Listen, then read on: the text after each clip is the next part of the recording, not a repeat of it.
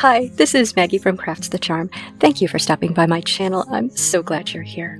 So I found these shutters by the side of the road. They're vinyl shutters, and I thought maybe I could make some sort of privacy screen out of them.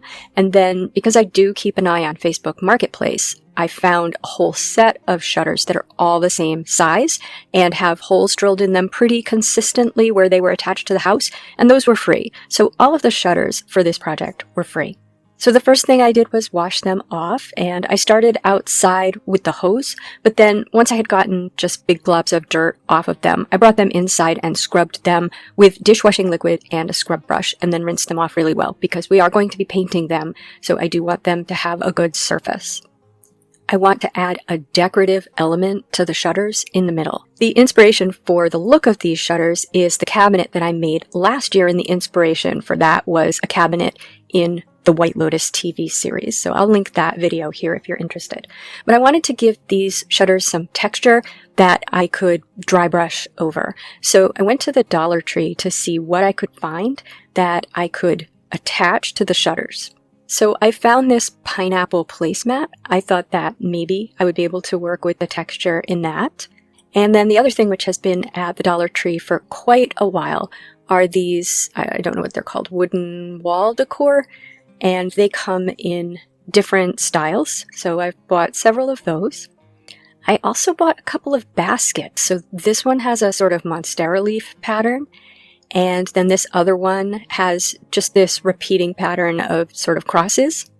And there are these tiles from the Dollar Tree, but I don't think that they sell them any longer. You can get them a lot of different places, but no longer at the Dollar Tree. I just happen to have some in my stash. What I'm going to do is attach these to the shutters with clear Gorilla Glue. Now, for the prototype shutter, you can see that here. I think I lost the footage of how I attached those pieces of the tile to this shutter. I didn't love the way it looked because you could see the edges, and I didn't want to use the tile as it was because I didn't feel it had an Asian look, which is what I was going for. So I sort of cut it up and Gorilla Glued it to the shutter. But this was just my prototype. This isn't on the front of the final piece. For the final piece, after I made the prototype, what I decided was I would have 3 shutters, and the center shutter would be the focal point, but I wanted something on the shutters on the sides. So I'm going to cut up this basket with just the cross pattern. And for the size of my shutters, just the sides of this basket are large enough, but if you have a bigger space in the middle of your shutter, you could use the bottom of the basket. And that would actually probably be a lot easier to cut. The sides of the basket are hard to cut because it has the edge and it's curved a little bit. But I just measured that against the middle of the shutter and cut the piece.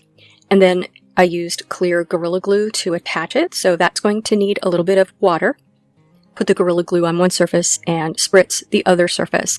And then you're going to want to weight it down or clamp it down. So I did that in the center of 2 of the shutters. For the center shutter, I decided to go a little more bold and use some of these decorative wall decor pieces from the Dollar Tree. So ultimately what I did was I put 3 in the center, and then I put 1 at either end in the center. And you can draw on the shutters because we're going to paint them, so I just drew lines with a pencil so that I was able to center them correctly. And you're going to want to remove the tassels and beads, of course, but save the beads because we're going to use those later.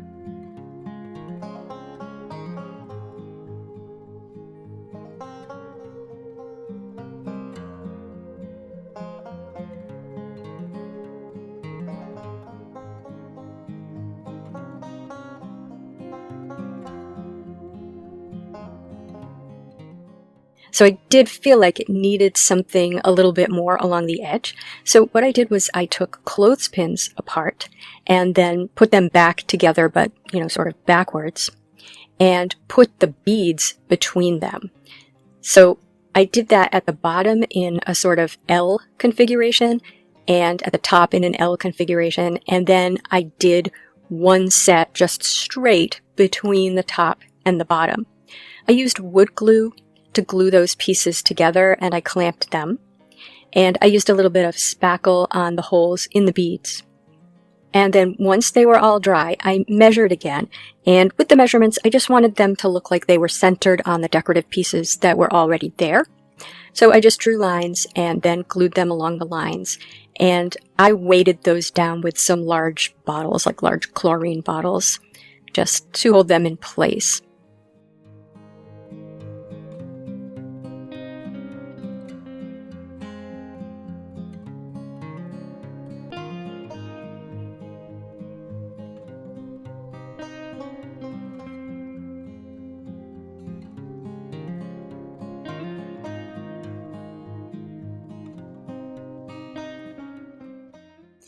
Once those were all dry, I took them outside to spray paint them. Now, before I give these a color coat, I'm going to spray them with some flat black spray paint. And this is just that really cheap spray paint that you can get at Home Depot or Lowe's. I think it's about $5 a can. And I hope that this is okay. I hope this doesn't come back to bite me, because I'm not sure that this is good for adhering to plastic or indoor-outdoor paint. But I wanted to put this on the gray and wood components before I paint the whole thing with the blue paint. So once that was dry, I gave it a coat with this Rust-Oleum American Accents satin paint, and the color is Lagoon. Now, when I saw this on the website, I thought it was a little more green than it actually is, or a little more teal. It actually is pretty blue, but I didn't see another color in the store that I liked better, so I decided to go with this color. And the reason I wanted to paint black before I painted this is I thought if any black showed through, that would be fine, because we are going to rough this up a little bit with some black after we do this Lagoon color. So I gave this a pretty good coat of Lagoon, but I didn't worry if maybe a little bit of black showed through. I did try to get the edges as well. Then while that was still wet, I did go back in with the black spray paint, and I tried to concentrate on the corners, the bottom, the edges, but I did go over the whole thing lightly with the black spray paint. And if you're a little too heavy-handed with that, you can go back with the Lagoon. So you can go back and forth, trying to get it to look aged. Now, when I did the prototype, I wanted to spatter black paint on it. I wanted to get little spatters, and I tried to do that with a brush. It was winter and I was indoors, and I didn't want to be spattering paint all over the place. I wasn't very successful. Now, when I painted the shutters, fortunately, my paint was running out and it spattered sort of naturally. So you can see the spatters here, and that was accidental, but it was actually the look that I wanted. So I felt pretty lucky about that. You could try spattering with a paintbrush on a rod if you do want that spatter effect. So the next thing I'm going to do is give it some gold accents, like that cabinet from White Lotus. The gold paint that I'm using is Rust-Oleum Metallic Gold Bright Shiny Finish. And for this, you're going to need a sacrificial paintbrush and a sacrificial bowl. So I'm going to spray some of the paint into the bowl, get it on the brush, and then dry brush it over the piece. And my recommendation is start light and then just keep adding it if you feel like you don't have enough. So I started pretty light, and that's partly because I wanted to make sure I had enough paint for all three shutters. But then I went in and I was a little bit heavier on the decorative pieces. But I brushed it everywhere. I brushed it over the louvers and I brushed it over the edges. And then if you want to, if you feel like it's a little bit too much, go back with the black and just do a light spray paint over it with the black to dull it down. Now, I did consider building a frame for this. If I were going to do that, I would probably use fairly lightweight lumber, like maybe 1x4s, and build a frame that would fit inside the shutters and attach one shutter to the front, one shutter to the back with screws or with bolts. But I kept looking on Facebook Marketplace and I found this outdoor screen and it was $10. So I thought, I'm going to try to attach the shutters to this.